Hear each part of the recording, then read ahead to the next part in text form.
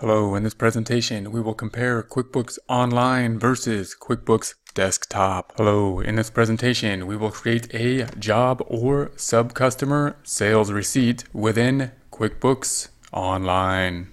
We will have a comprehensive QuickBooks Online course soon, if not available yet. We also have a comprehensive Excel course which complements the QuickBooks courses and a QuickBooks Pro desktop version course you can find at the link below. Here we are within the QuickBooks Online dashboard. We will be continuing with the Get Great Guitars problem.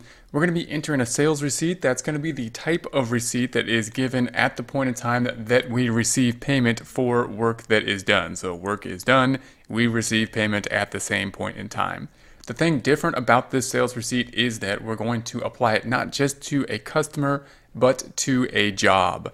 In order to see what that looks like, we first want to go to the types of jobs and customers. We'll then go to the sales area on the left-hand side, and then we want to be in the customers section in the top. This will give us a list of customers. And in a prior presentation, we set up these jobs, this 3005 job and this 4002. We can see that they are related to Jones Guitars and Sam the Guitar Man, respectively, by the indentation.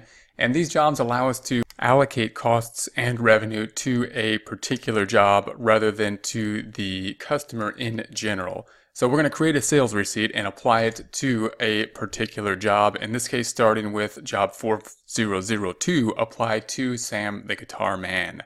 In order to do that, we can select the plus arrow up top, and we're going to go to the customers on the left-hand side, and within the customer section, we're looking for the sales receipt. Here's the sales receipt. We're going to select the sales receipt whenever we're doing the job and getting the money or some type of payment at the same point in time. So here is the sales receipt, and we're going to tab through this information. So we're going to type in not Sam the Guitar Man, but the job 4002. There it is, and it'll then pull up, and it does pull up the whole customer related to that job, but then we have the job here of 4002. We're tabbing through now. The email, we're not going to add an email. It would be good to have it if we were to send this by email, but we're not going to do that. We can send it in another format. We're going to scroll down to the billing address. Not going to add anything to the billing address at this time. If it were something that we're selling in terms of inventory, then we may need the billing address in order for QuickBooks to calculate that inventory. But we're going to be dealing with a service item and not dealing with inventory, and therefore we don't have to have something that calculates the sales tax. So then the date we're going to say is 01/31/21, and then we'll tab through the rest of this information. So January 31st, 2021, we are working in the future. The payment method we're going to say is cash. So we have the payment method of cash, and we are putting it into the undeposited funds, an account that we have set up that we're going to accumulate the cash in, or anything we receive during, we can say, in our store as we're working through our store, which we will then deposit and group together in one deposit at the end of the time period. Then we're going to have the type of service that we've provided, which is going to be a service, not selling a guitar in this case. We sell guitars and do guitar service here. So we're going to say partial service is going to be an item that has already been set up. We already set this item up. It's going to be guitar service. We're going to say $100, no tax on this item. If we select down here, the next item, then we'll have it calculate in terms of the subtotal, no tax, and that'll be the total amount. So let's think about what the journal entry will be, or what will be the effect on the financial statements when we record this. That will be, of course, that we're going to have the cash going up because this is a sales receipt, not an invoice. And therefore, we're not having accounts receivable go up. We're getting payment. We're getting cash. However, it's not going into the checking account. We're going to put it into this undeposited funds. That's going up. The other side that it's going up will be some type of revenue account, because we earned revenue by doing the service up here. So let's record that and let's see the financial statements and see how that plays out, the accounts that will be affected. So I'm not sending it, I'm just going to save it here. And then we'll close this out. We'll go to the reports on the left-hand side, and then we'll take a look at our balance sheet first, the balance sheet, and select the balance sheet. We're going to change the dates from 01/01/21 to 01/31/21. So that's January 1st, 2021 to January 31st, 2021. And we will run that report. If we scroll down to the other current assets, we see the undeposited funds with the $100 in it. If we select that item, we then see the undeposited funds. Here's the Sam the Guitar Man. If we select that item, we then see our sales receipt that has been created. Closing this back out, going back to the report up top, back to report summary. We're now going to look at the profit and loss and see the other side of this. We're going to go to reports on the left-hand side. We're going to type in profit and loss and select the profit and loss report and change the dates once again to 01/01/21 to 01/31/21. And if we run that report, we then see the service items. So we're not selling products here. We have the service item. And we're going to select the service item. And if we scroll back down, we see that $100 that the other side going to undeposited funds. It's the sales receipt for Sam the Guitar Man 4002. Selecting that item, then we will go back to our sales receipt. We'll do this one more time, creating one more sales receipt. So we're going to close this back out. We'll go back up to the plus item up top, and we're going to select within the customer section another sales receipt. So we'll select sales receipt from here. And we're going to enter another sales receipt for another job, this job being 3005. So we can type in 3005 and it'll pick up that job for Jones Guitars. So this is the job number, Jones the customer. We're not going to be entering an email. We don't need a billing address because we're not going to have any sales tax. So it's not going to be calculating on the sales tax or need the billing address in order to calculate the sales tax. The date 01/31/21 will be the date we are using. We are working in the year 2021. Then we're going to scroll through this. Remember that the other side will be going to the undeposited funds. And then we're going to say that we have a partial service is going to be our service item already set up in the system. We will have a quantity of 2, and therefore the 100 rate at 2 of them will give us the $200. No sales tax. We have then the ending amount of the $200. And remember, we do need to select down just to be on the second level in order for the calculation to be complete. So let's see what will happen here. Once again, what will be done is we got cash but didn't put it into the checking account, instead putting it into the undeposited funds. The other side will be some type of revenue account. We're going to save this. We're going to then close this and go to the reports and check out what has happened. We're going to go back to reports on the left-hand side, and we're going to type in first the balance sheet.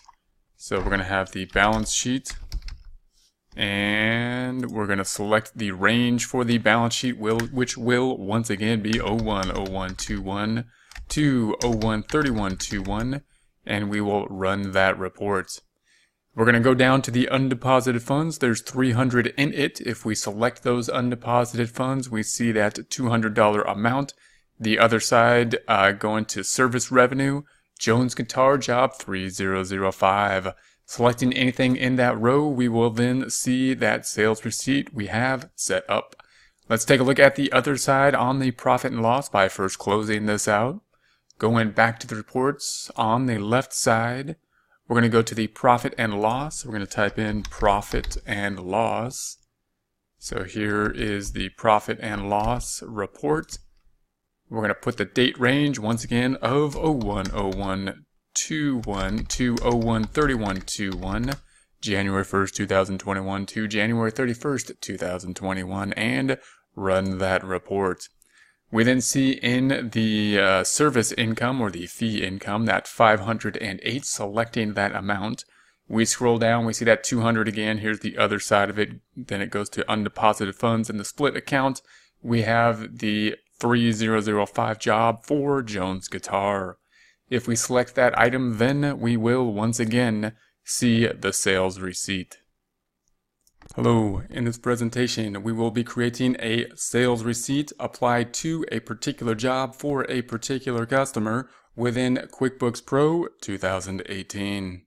If you have been working along with us, that's great. We're going to be continuing with the Get Great Guitars problem. If you have not, that's okay. We will be creating a sales receipt. That sales receipt then being applied to a particular job that we have created for a particular customer and see what the impact is of entering that data.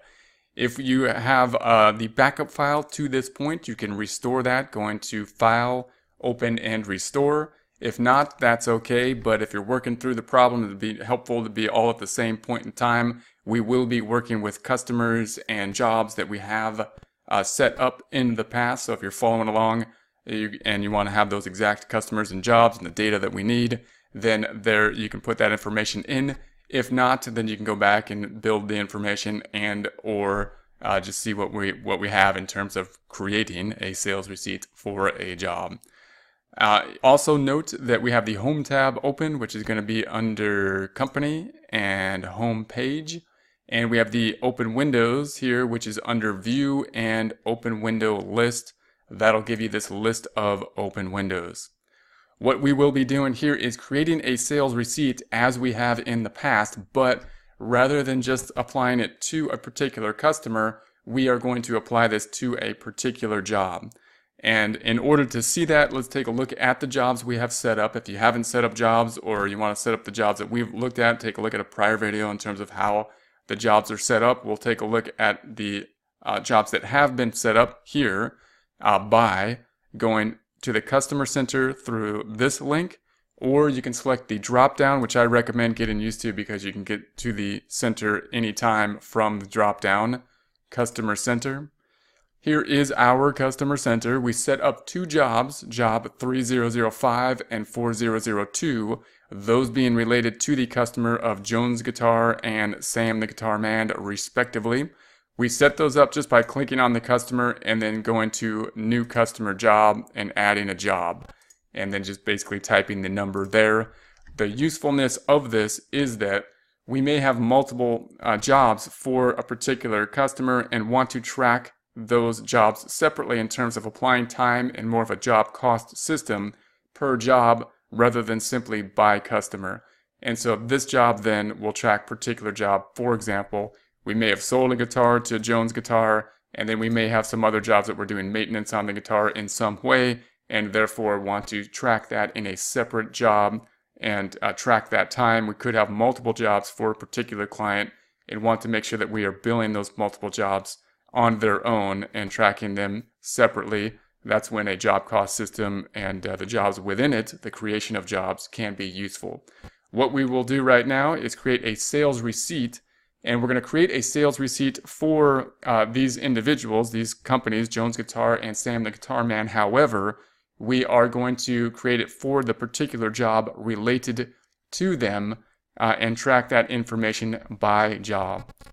So we're going to go back to the Home tab within the Open Windows, and we're going to create a sales receipt first for Sam the Guitar Man. So we're going to click on Create Sales Receipt. Note that this is similar to an invoice, but rather than debiting accounts receivable or increasing the receivable, what is owed to us, we're going to say that we received payment at this point in time and put the increase into undeposited funds. We're going to make it to Sam the Guitar Man. However, we're going to type in not the name, but the number of the job 4002. We can see that it will populate up here the full name as we just typed in the number, name and then number. And it'll also populate down here giving us the name and then subcategory of the number. If we tab through this, we're going to have the template, and we're going to say the payment, we can say cash. If we tab through, we're going to say the date is 1/31. We're going to keep the sales number the same. That should be generated from the sales receipt number. That should be generated from QuickBooks. And we're going to tab through this to the item. And we're going to say it's going to be a service item. We could select the drop down to select the service item, or we can select the service item by starting to type it. This is an inventory item, this is a sales item, not inventory, not something we're physically selling, but service on the guitar in this case. Saying that QuickBooks is applying sales tax, I'm going to say OK. And then this is actually an item because it's service typically probably does not have sales tax in most states. And therefore, I'm going to take that off by selecting down here, customer code. If you select this, it's out of the screen right now, but the drop down is going to say tax or non-taxable, and we want to make sure that it's non-taxable, and that currently is not adding the tax here. So it's currently non-taxable because it is a service item. It's populating for itself here, so we already have this item set up for the service item being 100.